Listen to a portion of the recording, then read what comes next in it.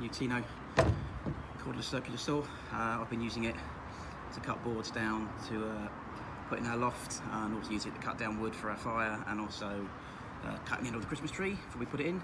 And now I've got this bit of board here that's got a little bit of water damage to it, so I'm just gonna pop that off. You can see, nice battery, rechargeable battery, pops on in and out on the end there. You can't set this off without the safety cap going off. So get yourself lined up, ready to go. And here we go.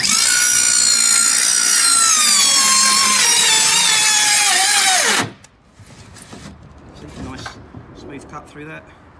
All good.